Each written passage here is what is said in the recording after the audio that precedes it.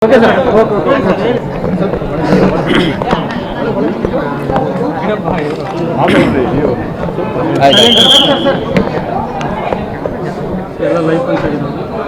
ಬೆಳಗ್ಗೆ 10:45 ಸಮಯದಲ್ಲಿ ನಮ್ಮ ಹುಬ್ಬಳ್ಳಿ ಧಾರವಾಡ ನಗರ ಕಮಿಷನರೇಟ್ ವ್ಯಾಪ್ತಿಯ ಅಶೋಕ್ ನಗರ ಪೊಲೀಸ್ ಠಾಣಾ ಸರಹದ್ದಿನಲ್ಲಿರುವಂತಹ ವಿಜಯನಗರ ಅನ್ನುವಂಥ ಒಂದು ಏರಿಯಾದಲ್ಲಿ 5 ವರ್ಷ ವಯಸ್ಸಿನ ಒಂದು ಮಗುವನ್ನು ಯಾರೋ ಎತ್ಕೊಂಡು ಹೋಗಿದ್ದಾರೆ ಅಂತಂದು ಅಲ್ಲಿ ಸ್ಥಳೀಯವಾಗಿ ಬಹಳಷ್ಟು ಗೊಂದಲ ಕ್ರಿಯೇಟ್ ಆಗಿತ್ತು, ಆತಂಕ ಕ್ರಿಯೇಟ್ ಆಗಿತ್ತು.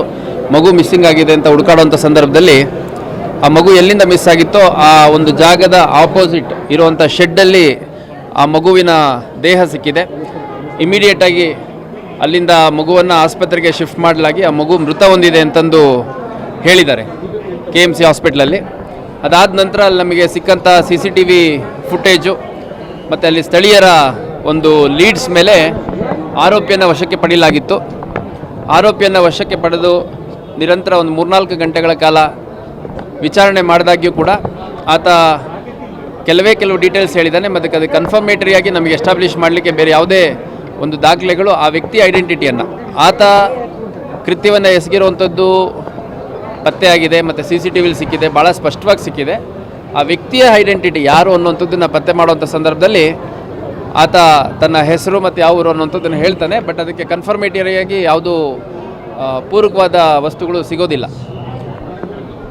ವಿಚಾರಣೆಯಲ್ಲಿ ಆ ವ್ಯಕ್ತಿ ರಿತೇಶ್ ಕುಮಾರ್ ಅಂತ, ಸುಮಾರು 35 ವರ್ಷ, ಬಿಹಾರ್ ಮೂಲದ ಪಟ್ನಾದಲ್ಲಿರ್ತಾನೆ.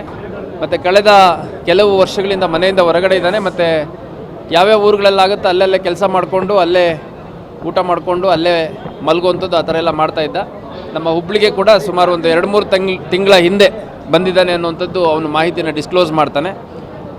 ಆಮೇಲೆ ಅವನೆಲ್ಲ ವಾಸ ಮಾಡ್ತಿದ್ದ ಅಂತಂದ ಕೇಳಿದಂಥ ಸಂದರ್ಭದಲ್ಲಿ ತಾರಿಹಾಳ್ ಬ್ರಿಡ್ಜ್ ಹತ್ತಿರದಲ್ಲಿರುವಂಥ ಒಂದು ಅಬಾಂಡನ್ ಹೌಸಲ್ಲಿ ನಾನು ಉಳ್ಕೋತಾ ಇದ್ದೆ ಅನ್ನುವಂಥದ್ದನ್ನು ಹೇಳ್ತಾನೆ.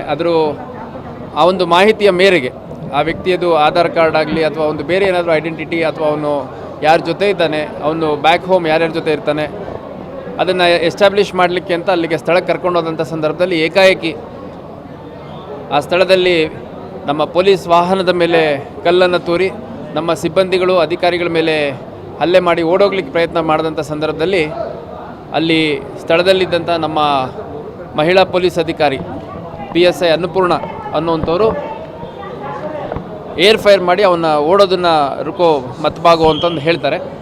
ಅಷ್ಟಾದರೂ ಅವನು ಓಡೋದು ಮುಂದುವರಿಸಿದ್ದು ಮತ್ತು ಅವ್ರ ಕೈಗೆ ಸಿಕ್ಕಿದ ಕಲ್ಲುಗಳನ್ನು ತೊಗೊಂಡು ತೂರಲಿಕ್ಕೆ ಪ್ರಾರಂಭ ಮಾಡಿದಂಥ ಸಂದರ್ಭದಲ್ಲಿ ಆಕೆ ಏರ್ ಫೈರ್ ಮಾಡಿದ್ದಾಳೆ. ಏರ್ ಫೈರ್ಗೂ ನಿಲ್ಲದೇ ಇದ್ದಾಗ ಆ ವ್ಯಕ್ತಿ ಮೇಲೆ